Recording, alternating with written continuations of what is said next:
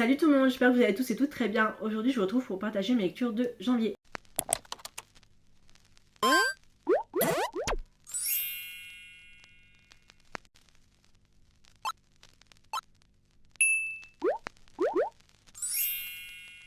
Pour ce début d'année 2026, je me suis fixé la barre extrêmement haute puisque je me suis fixé 10 romans.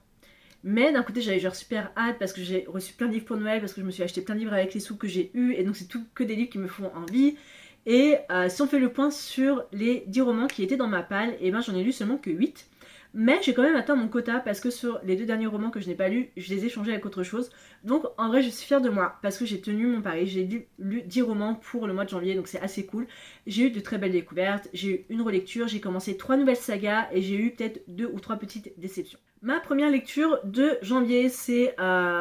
j'ai lu un roman qui était un de mes favoris de ma sœur, c'est le tome 1 de Une équipe de marginaux, donc des secrets bien cachés de Nora Sakalich chez l'édition Bookmark, voilà, qui est une romance MM sportive. Je vais vous la résumer parce que je suis justement incapable de vous le faire, très clairement. Ned Johnson est le nouveau membre de l'équipe d'Exy de Palmetto State University. Petit, rapide, il déborde de talent et il est poursuivi par son père, un chef de gang surnommé Le Boucher. Signé un contrat avec les Fox de PSU est la pire des idées. L'équipe n'est pas du genre à passer inaperçue dans le monde du sport universitaire, et la photo de Neil promet d'être diffusée dans tout le pays. Sous cette attention constante, ces mensonges ne tiendront pas longtemps la route, et la vérité signera son arrêt de mort. Mais Neil n'est pas le seul de l'équipe à avoir des secrets. Un de ses coéquipiers est un ami d'enfance et il ne peut pas l'abandonner une seconde fois. Neil a survécu aux 8 dernières années en fuyant. Peut-être que cette fois, il a trouvé quelqu'un et quelque chose qui vaille la peine de se battre. Alors, j'avais assez hâte de lire ce roman-là, tout simplement parce que ma soeur fait partie de la fandom, adore l'univers de All for the Game. Et j'ai mis 3,5. J'ai mis 3,5 parce que c'était pas mauvais, mais c'était pas extra non plus. En gros, j'ai eu beaucoup de mal avec la traduction. Je pensais être la seule. Je me suis dit, alors ça se trouve, c'est peut-être mon cerveau qui a du mal à assimiler ou qui comprend pas le formement de certaines phrases. Mais je suis allée voir les avis et non, en fait, il y a vraiment un problème de traduction. Beaucoup de gens ont eu beaucoup de mal avec la traduction aussi. Donc ça m'a rassurée. Déjà, la traduction a fait que j'ai eu un peu de mal à mettre dans l'histoire. C'était aussi un premier tome extrêmement introductif. Il fait même pas 300 pages. Il fait 268 pages. C'est vraiment très très court. Et en fait, c'est très très introductif. Genre vraiment, j'ai mis du temps à rentrer dedans, très clairement. Et même quand j'étais dedans, j'ai eu encore plus de mal parce que on a eu l'introduction de plein de personnages. Genre, qui était le cousin de qui était le frère jumeau de qui était le meilleur ami de qui. Est-ce que Dan est une fille? Voilà, j'ai eu un peu de mal à entrer dedans. Les personnages aussi sont extrêmement variés, sont extrêmement présents dans la vie de Neil, très clairement. Et j'ai eu un peu de mal à aimer Andrew, qui est quand même un personnage qui, je sais, est très important à l'histoire, voilà, parce que j'ai pas du tout aimé sa façon dont il traite Neil dans le premier tome, voilà, mais j'ai adoré Nikki, qui est un personnage que j'ai beaucoup apprécié, mais je sais pas, ça l'a pas fait avec moi. Je lis quand même la suite, hein, parce que je veux découvrir la suite malgré tout, parce que vraiment sur les 268 pages, on va dire que les 60 pages restantes, c'est vraiment là où je me suis vraiment c'est là où j'ai vraiment apprécié ma lecture, c'est-à-dire que les derniers chapitres en fait étaient vraiment décisifs pour moi pour voir si je continuais, et en fait ça m'a vraiment tenu en haleine et j'ai vraiment adoré.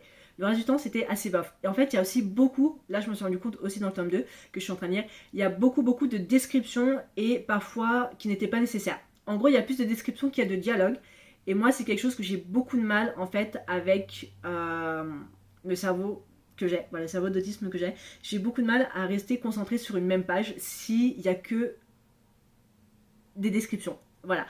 Le truc, c'est que mon cerveau a assimilé une certaine fonction où, en gros, une page, par exemple, où je vous montre, où il y a, on va dire, que de la description. Alors, un peu compliqué là à trouver tout de suite. Mais, ouais, on va dire ça. En gros, la description, ça fait tout ça. À déjà tout ça là. En gros, moi, ce qu'il y a dans une page avec la description, mon cerveau va assimiler que les mots ou deux, trois mots ou une phrase qui est super important, et après va skipper le reste. C'est comme ça que ça fonctionne, c'est comme ça que je lis aussi rapidement, mais c'est comme ça que j'arrive à garder les informations importantes. Et là, j'ai eu beaucoup de mal. Mais je veux quand même découvrir un peu la suite, l'histoire de Neil, son rapprochement avec Andrew, ce qui s'est passé avec Kevin, et surtout après la fin de ce tome-là. Donc voilà, c'est le tome 2 et ma lecture en cours. Après ça, j'ai voulu souffler un peu et j'ai lu un manga. J'ai donc lu She Wasn't a Guy de Sumiko Arai, édition Mangatsu, qui est donc un premier tome. On va suivre Aya, qui est une jeune lycéenne populaire qui tombe sous le charme d'un mystérieux disquaire.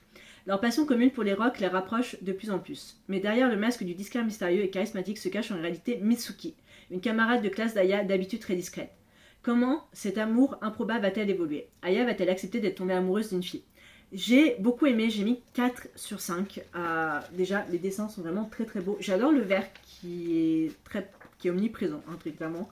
Dedans, j'adore le vert parce que je trouve que ça fait popper justement tout le noir, le blanc et un peu le gris qu'il y a aussi. Je trouve que ça fait popper les planches et je trouve ça vraiment génial. J'ai beaucoup aimé, ça reste aussi un premier tome assez introductif du personnage de Aya, du personnage de Mitsuki. Et j'aime beaucoup le fait que deux personnages qui sont totalement à l'opposé au lycée puissent se rapprocher avec justement leur passion pour la musique. Je trouve ça vraiment génial. J'aime aussi beaucoup l'oncle de Mitsuki qui tient justement l'endroit où elle travaille en tant que disquaire. Et j'adore, on sent qu'il est très attaché à elle. Et dès qu'il voit Mitsuki un peu, genre vraiment qui est un peu morose, qui touche le fond parce qu'elle s'est pris la tête avec Aya, il essaye de lui remonter le moral, lui rappeler sa passion pour la musique avec la guitare. Et j'ai un peu moins aimé les amis de Aya, qui sont elles vraiment très très populaires comme elle, et genre ouais mais on n'écoute pas le rock, comment tu peux écouter ça, c'est nul, enfin non c'est pas du tout ce qu'il faut qu'on écoute nous, et Aya elle se renferme sur elle-même et genre ouais c'est vrai, parce qu'elle a que ces deux amis là, mais on en a une qui commence à souffrir un peu, j'apprécie beaucoup. Comme j'ai dit, c'est un premier tome qui est assez introductif, c'est un manga, c'est un Yuri, voilà, j'ai hâte quand même d'acheter le tome 2 et 3 et de voir justement où ça va avancer, parce que voilà, ça avance assez rapidement. Aya découvre assez rapidement justement que Mitsuki, c'est pas un spoil, hein, c'est dans le premier tome, et le disquaire, et j'adore voir son évolution en tant que personnage, et voir son évolution un peu avec Mitsuki, genre est-ce que je dois être amie, est-ce que je dois mettre de côté mes sentiments, voilà, donc en vrai j'ai beaucoup aimé, donc hâte de lire la suite. Après ça, j'ai lu évidemment l'un des romans qui était adapté sur Netflix, je vous ai d'ailleurs donné mon avis, People We Meet on Vacation de Emily Henry. J'ai mis 4,5, j'ai vraiment adoré ma lecture. Je vous ai donné mon avis sur le film, je crois la semaine où il est sorti, pour être un petit juste là ou là. J'ai vraiment beaucoup aimé, c'était mon premier Emily Henry. Je l'ai lu en une journée. J'ai lu 384 pages en une journée, je peux vous dire quand? Le 4 janvier. Voilà. Le 4 janvier. Là. 384 pages. Je l'ai dévoré, je l'ai déglingué. Pourquoi? Comment? Je ne sais pas. Mais il y a quelque chose dans la plume d'Emily Henry que j'ai adoré. On suit Poppy et Alex qui sont amis qui se connaissent depuis la fac, après un petit road trip pour aller d'une fac à une autre si on veut, un peu comme Harry rencontre Sally. Et en gros ça se passe sur plusieurs années où Poppy en gros écrit, si vous voulez, des articles pour partir en voyage dans les meilleurs bars et tout, et Alex en général l'accompagne beaucoup, mais il s'est passé quelque chose il y a quelques années qui fait que les deux se sont un peu perdus de vue, et on va alterner entre le passé et le présent, parce que pour le présent, Poppy doit aller au mariage du frère d'Alex, et elle va retrouver Alex, et on va suivre un peu les éléments justement qui ont lié à cette séparation. J'ai vraiment beaucoup aimé, j'ai adoré les personnages, j'ai adoré l'évolution de Poppy, l'évolution de Alex. Il y a beaucoup de choses qui ont été retirées du livre dans le film. Je peux comprendre un peu pourquoi, mais je trouve ça assez dommage. Mais je trouve que les éléments les plus importants du roman ont été bien adaptés au film. Mais pour ma part, écoutez, j'ai beaucoup aimé, j'ai adoré la relation, voilà, c'était vraiment, pour moi ça m'a donné un mélange entre Quand Harry rencontre Sally et Love Rosie, qui est l'un de mes films vraiment préférés de tous les temps, avec Lily Collins et Sam Claflin. J'adore ce film, j'adore ce livre aussi, j'avais lu le livre aussi à l'époque. Mais ça m'a vraiment donné ces deux vibes là, j'ai vraiment adoré, et j'ai très hâte de découvrir d'autres modèles, parce qu'il y a 2-3 de ces romans qui vont être aussi adaptés en film par Netflix et en série, donc très hâte de vous parler de tout ça très bientôt. Toujours en restant sur la romance mais en français cette fois-ci, j'ai lu Bourbons et Mensonges de Victoria Wilder chez l'édition Saxus Romance, qui est le premier tome de la trilogie The Bourbon Boys, que j'ai adoré. J'ai mis 4 étoiles, j'ai adoré. À la suite d'un événement tragique, Lenny doit tout quitter et changer d'identité. Sous couvert d'un programme de protection des témoins, elle se retrouve dans la petite ville de Fiasco dans le Kentucky, sur la propriété des frères Fox. Grant Fox est un ancien flic. Il flaire immédiatement les dangers que fuit Lenny. Sur la défensive, il ne veut pas qu'elle s'approche de sa famille ou de la vie tranquille qu'il s'est construite. Mais à cause de ses frères, l'étrangère est maintenant partout. Elle travaille au sein de leur distillerie de Bourbon et vit dans leur dépendance et l'appelle cow-boy à tout bout de champ. Quand le passé de Lenny la rattrape et se mêle trop étroitement à celui de Grant, les secrets de la jeune femme commencent à s'effilocher et les règles n'ont plus d'importance. Car seules deux choses ont alors le pouvoir de la protéger, le bourbon et le mensonge. Enfin, les bourbons et les mensonges. J'ai mis 4 étoiles, j'ai beaucoup aimé comparé à certaines personnes qui n'ont pas autant apprécié que ça. Je peux comprendre pourquoi. J'ai adoré le personnage de Lenny, j'ai adoré le personnage de Grant tout simplement. C'est un petit vie comme Sunshine, identité secrète, romance à suspense. Et j'admets que le côté suspense n'était pas aussi présent que ça. Voilà. Lenny fuit quelque chose qui s'est passé, j'ai adoré découvrir un peu plus ça. Mais c'est vrai que ça n'a pas été mis autant en avant. Mais en fait, ça m'a beaucoup rappelé la série Yellowstone, qui est une série de cow-boys que j'ai découvert l'année dernière, que j'ai dégommé, que j'ai vraiment adoré. Et en gros, chaque fois que je reprenais ma lecture, j'avais l'impression de lire un nouvel épisode, enfin de regarder un nouvel épisode. En fait, moi je suis pas quelqu'un de compliqué. J'adore la romance, j'adore tout ce qui est cow-boy et pour moi ça a fait. J'en ai aussi appris pas mal sur la distillerie et sur comment est-ce que est créé et fermenté le bourbon, et j'ai adoré découvrir cet univers-là. C'est pas quelque chose qui m'attire et c'est pas quelque chose vraiment, moi je vois pas, donc c'est pas quelque chose voilà que je me dis ok, mais j'ai vraiment adoré découvrir ce concept là. J'ai trouvé assez original de mettre ça dans une romance. J'ai adoré découvrir les autres frères, j'ai adoré découvrir les autres personnages. C'est très smutty, voilà. En fait il y a une attirance extrêmement physique plutôt que sentimentale au début. Genre Grant était extrêmement attiré physiquement par Lenny dans la façon dont elle était habillée, la façon dont il passait son temps à la chercher et tout, et Lenny pareil de même. Et je peux comprendre que ça a gêné certaines personnes, mais pour moi, pas tant que ça. Voilà, très clairement. Après, on a une évolution aussi de Lenny qui apprend vraiment à passer de la ville de New York vraiment à la ville de Kentucky, à Fiasco. Pour moi, j'ai apprécié. Je me voyais pas mettre plus haut, mais je me voyais pas mettre plus bas. J'ai quand même passé un très bon moment, ça s'est lu très très rapidement et j'ai hâte d'acheter le tome 2 et d'acheter le tome 3. Je change complètement de registre de romance puisque j'ai lu de la fantasy. J'ai lu Dark Shore de Daniel L. Johnson chez l'édition Brajon, qui est donc le premier tome de cette saga Dark Shores. C'est une saga young adulte de romantasy. Terriana est une marine et son peuple est le gardien des secrets de la mer. Pour sauver sa meilleure amie d'un mariage forcé, elle brise la loi sacrée des siens et doit faire face aux conséquences dévastatrices de son choix. Marcus est le commandant d'une célèbre légion qui a permis à l'empire de Célandor de conquérir tous les territoires de l'Est. Les légionnaires sont ses frères, mais même eux ne savent rien de la terrible vérité qui dissimule depuis l'enfance. Quand l'un des sénateurs de l'Empire découvre l'existence des sombres rivages, il capture Terriana et force Marcus et elle à partir à la conquête de ce nouveau continent. Unis malgré eux pour protéger les leurs, ils doivent désormais décider jusqu'où ils sont prêts à aller et ce qu'ils sont prêts à sacrifier. J'ai mis 4 étoiles, j'adore définitivement Daniel L. Johnson, j'adore son style d'écriture, j'adore les univers qu'elle me propose avec Le Pont des Tempêtes et Dark Shore. J'avais un peu peur de pas autant apprécier que Le Pont des Tempêtes parce que je m'étais un peu fixé l'idée de justement les univers qu'elle faisait, et le côté young adulte était très présent aussi, mais ça m'a pas gêné. J'ai adoré. Il n'y a pas plus Enemies to Lovers que Terriana et Marcus. Genre vraiment, il n'y a pas plus que ça.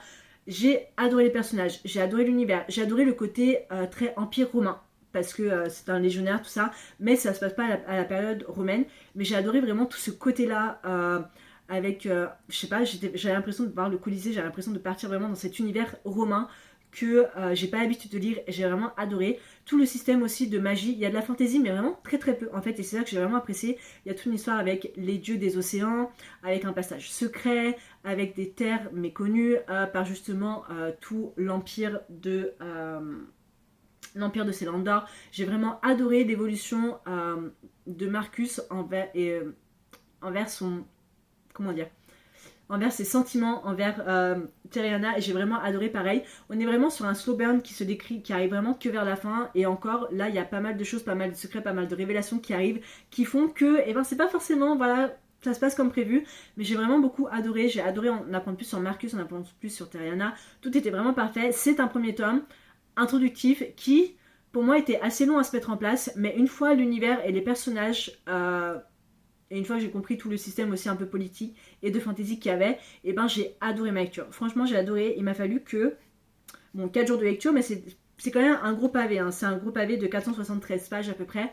C'était long, mais j'ai très très hâte en tout cas d'acheter la suite. Je reste un peu dans la romantasy young adult puisque j'ai terminé une duologie. J'ai lu Rebel Witch de Kristen Scarelli, qui est donc le deuxième et dernier tome de la duologie Heartless Hunter chez l'édition PKJ. Depuis le temps qu'il fallait que je lise ce deuxième tome, depuis le temps, j'avais adoré Heartless Hunter l'année dernière. Ça avait été un gros coup de cœur, genre vraiment j'avais surkiffé. J'ai envie de découvrir tous les romans de Kristen Scarelli. D'ailleurs elle a sorti une nouvelle saga, je crois fin de l'année dernière ou au début de cette année, et elle a aussi sorti la saga Iskari il y a quelques années qu'il faut que je découvre aussi. Mais j'ai adoré, j'ai mis 4 étoiles, je me voyais pas mettre plus haut, je me voyais pas être plus bas. J'avais un peu peur, je vais pas vous mentir, parce que j'ai lu vraiment le tome 1 le mois de sa sortie, ce qui date quand même à peu près d'il y a un peu plus d'1 an. Et j'avais assez peur de pas me souvenir trop des personnages, de pas trop me souvenir de l'histoire. Mais en vrai, avec ce tome-là, on est tout de suite replongé dans l'histoire. On est tout de suite replongé dans la fantasy, dans les personnages, on est tout de suite replongé dans Rune, dans Gideon, dans leur trahison, dans la magie. Moi, j'adore tout le temps. Franchement, le système d'utiliser le sang pour la magie, je trouve ça vraiment incroyable. Ça me fait penser un peu à Avatar avec les Bloodbenders. Je trouve ça vraiment génial. Et très original aussi. Mais j'ai adoré. Il n'y a pas plus Enemies to Lovers que Rune et Gideon, tout simplement. J'ai vraiment adoré l'univers. J'ai adoré les personnages. J'ai adoré vraiment le fait que les deux doivent réapprendre à se connaître. Je ne vais pas trop spoiler, mais voilà. J'ai vraiment adoré. Je suis contente d'avoir terminé cette duologie. Voilà, un peu triste de quitter les personnages, mais je suis très contente. Dans tous les cas, j'ai vraiment passé un très très bon moment de lecture. Après ce petit côté fantasy, je suis repassée au contemporain. J'ai lu Nobody in Neverland de Mathieu Guibé chez édition Albin Michel dans la collection Nox, que je n'ai plus avec moi. J'ai mis 3,5 parce que, écoutez, j'ai pas autant apprécié que ce que j'aurais aimé. On va suivre notre personnage féminine, je me rappelle même plus de son prénom, qui en gros, son meilleur ami Piotr a disparu du jour au lendemain sans laisser trace, et elle le retrouve quelques années après sous le nom de Peter, qui tient un groupe de rock un peu qui s'appelle The Lost Boys. Et en gros, on va suivre un peu cette reconstruction des personnages, enfin cette rencontre à nouveau des deux en mélangeant passé et présent, en essayant de comprendre pourquoi est-ce que Piotr a quitté notre personnage féminine. Et voilà, on va suivre un peu de cette histoire. J'ai mis 3,5 parce que tout simplement j'ai lu ce roman et à la fin j'étais ok. Je me suis pas attachée au personnage, je me suis pas attachée à l'histoire, je me suis pas attachée à l'univers. J'ai pas trouvé d'alchimie entre Piotr et notre protagoniste féminine. J'ai même trouvé Piotr détestable, très clairement. Je l'ai trouvé détestable. Je n'ai pas apprécié son personnage, même après le pourquoi, du comment, la rédemption et tout ça, je n'ai pas apprécié non plus. La fin, j'ai trouvé assez triste, assez touchante, je l'admets. Mais le reste du temps, franchement, en fait, au début, j'étais à fond dedans.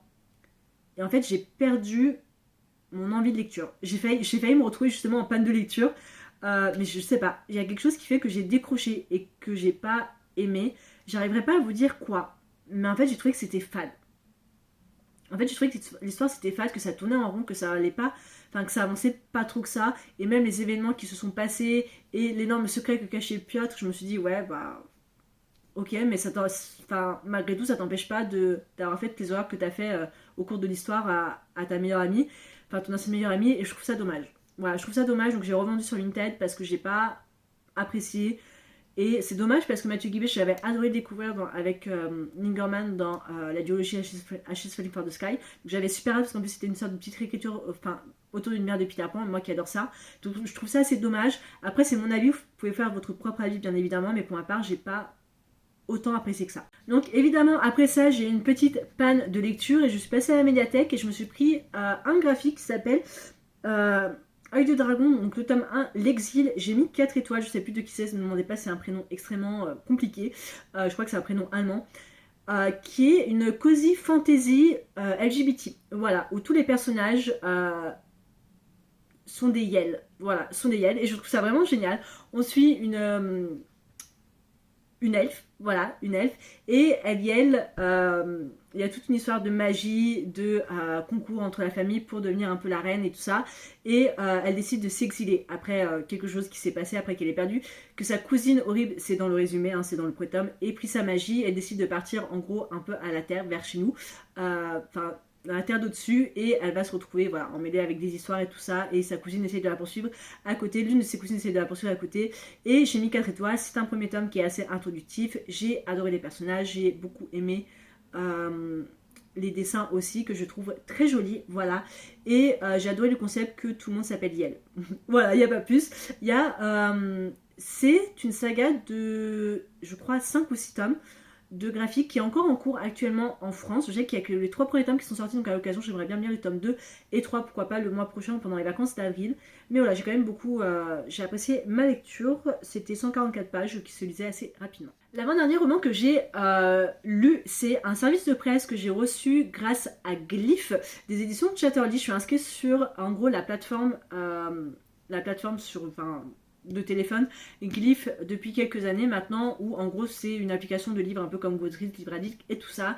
Et je publie pas mal mes avis et je fais partie de ceux qui ont demandé si ça m'intéressait de recevoir un roman d'édition Chatterley parce que mon profil correspondait. Donc j'ai dit oui et j'attendais ça avec beaucoup d'impatience et je l'ai reçu.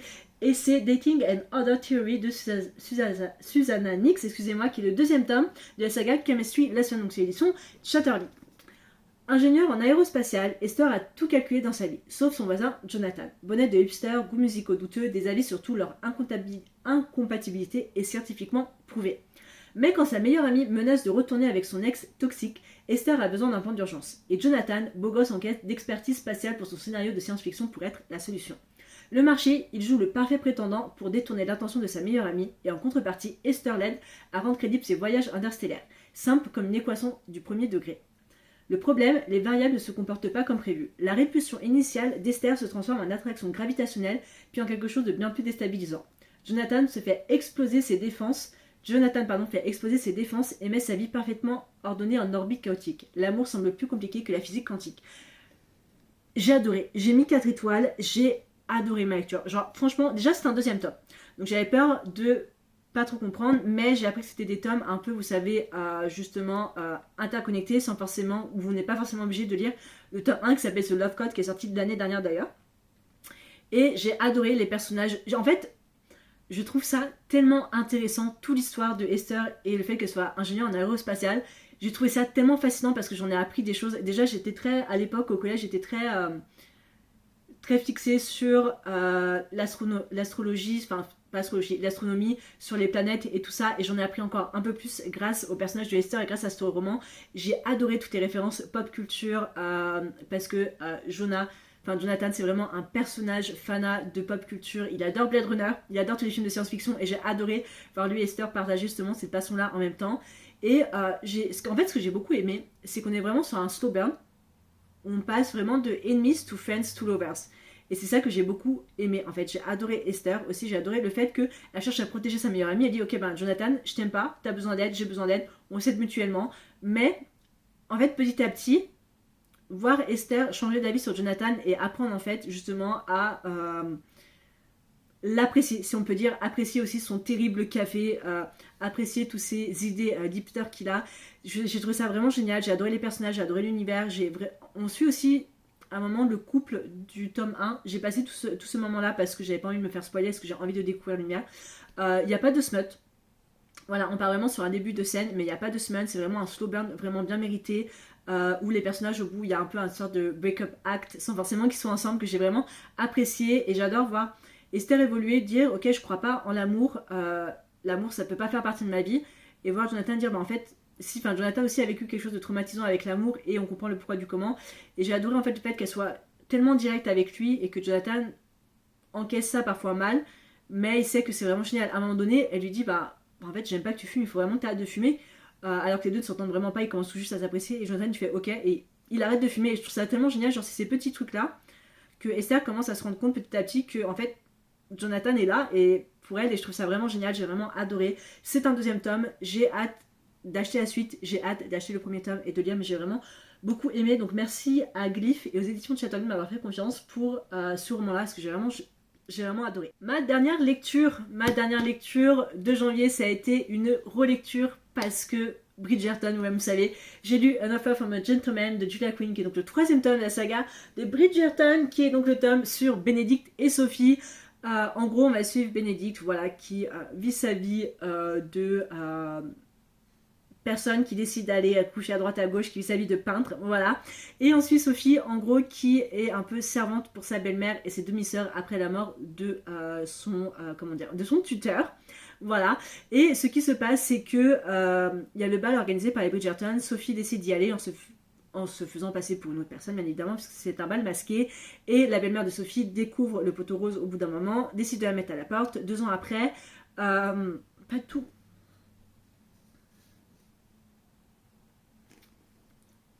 Ma dernière lecture de janvier, ça a été une relecture parce que Bridgerton, j'ai lu An Offer from a Gentleman de Julia Quinn, qui est donc le troisième tome de la saga chronique de Bridgerton, sur Bénédicte et Sophie. C'est une réécriture de Cendrillon. Vous avez vu la série, j'ai pas besoin de vous faire un résumé. On suit Sophie qui décide d'aller au bal masqué organisé par les Bridgerton, tout simplement. Elle danse avec Bénédicte, c'est l'amour fou au premier regard, tout simplement. Et elle se fait, on va dire que Sophie se fait attraper par sa belle-mère. Voilà, sa belle-mère la met à la porte. Et on suit dans le livre, ça se passe 2 ans après le bal. Bénédicte retrouve Sophie dans une position un peu compromettante avec Cavender et décide en gros de l'engager comme femme de ménage, un peu on va dire ça, comme maid en gros chez les Bridgerton.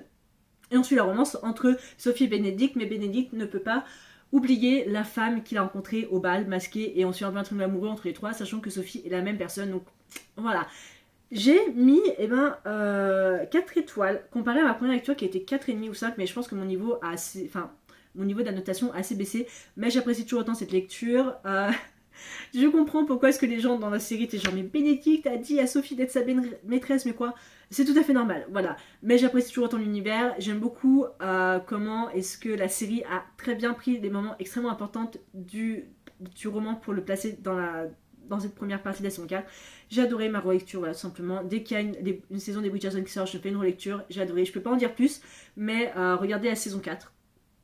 Voilà, regardez la saison 4, ne haïssez pas Bénédicte à la fin de l'épisode 4, juste regardez. Regardez parce que la deuxième partie va être vraiment excellente, j'ai tellement hâte de voir ça. Et je pense que je vous donnerai mon avis global sur la saison 4, parce que j'ai écrit tout un avis sur Google Doc, j'ai écrit tout mon avis sur la première partie, et ensuite j'écrirai la deuxième partie, mon avis sur la deuxième partie, je vais tout rassembler, je vous donnerai mon avis global sur la saison, mais en tout cas j'ai vraiment adoré ma lecture. Donc voilà, c'était tout pour mes lectures de janvier. En vrai, si on fait le point sur la lecture que j'ai le moins aimée en janvier, c'était Nobody in Neverland de Mathieu Guibé. Et la lecture que j'ai le plus aimée en janvier, ça a été Dating and Other Theories. J'ai vraiment adoré. Vraiment, ça m'a changé des romances un peu où ils ont tout juste la vingtaine et tout. Là, c'était vraiment des personnes du 30 d'année. J'ai vraiment adoré. Et en vrai, j'ai eu de très très bonnes lectures. Malgré tout, en janvier, j'ai eu de très très belles découvertes avec Dark Shore, Bourbon and Mensonge et en vrai, des secrets bien cachés. Dans tous les cas, j'espère vraiment que la vidéo vous a plu. Merci encore aux éditions de chez Terrorly et Glyph de m'avoir fait confiance pour Dating and Other Theories. Voilà. J'espère vraiment que la vidéo vous a plu et je vous retrouve la prochaine fois pour une prochaine vidéo que j'ai super, mais genre super hâte de faire. Ciao!